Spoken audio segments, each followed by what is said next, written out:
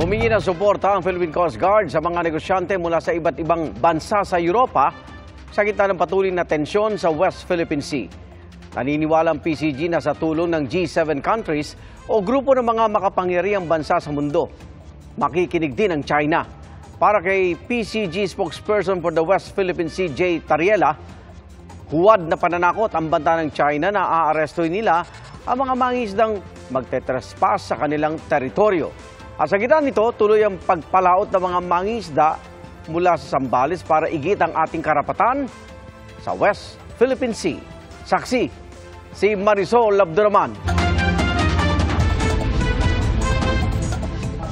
Kasunod ng isang misa, Gabayan mo parati kami, Panginoon. ay pumalaot na ang mahigit 20 mangingisda ng Masinog, Zambales. Ang nais patunayan ng kanilang misyon, Atin ang Pinas! kabilang sa kanila si Efren Forones, na 1995 pa nangingisda sa Bajo de Masinloc o Panatag Shoal. Galit siya sa China, lalo't nung nakaraang 2 linggo lang, muntik na siyang mabangga ng Chinese Navy. Kamuntik kong nabangga ng Navy ng China. Hindi sila nag-ilaw. Kung hindi natin paglaban yan, sa kanila na yan. Kung hindi natin puntahan yung Scarborough, talagang mapasa kanila yan. Si Ryan Eclevilla, na 15 taon nang nangingisda, maagang inihanda ang bangka para sa protestang ito laban sa China.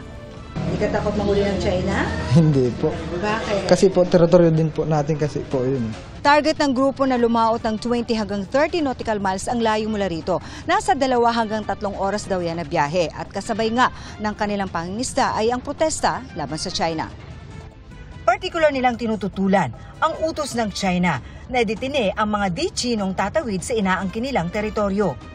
Ang sinasabi naman ng China, wala raw dapat ipag-alala ang Pilipinas sa naturang polisiya kung wala raw ginagawang iligal. Pero giit ng pamalakaya, Wala silang batayan at walang legal, no?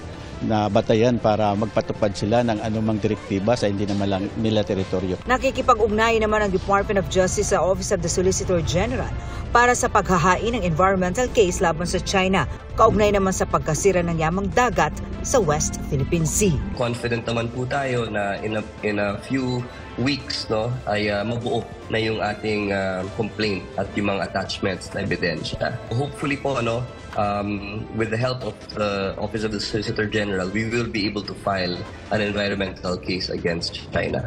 Para sa GMA Integrated News, Marisol Abduraman, ang inyong saksi. Mga kapuso, sama-sama tayong maging saksi. Mag-subscribe sa GMA Integrated News sa YouTube at para sa mga kapuso abroad, samahan niyo kami sa GMA Pinoy TV at sa www.gmanews.tv.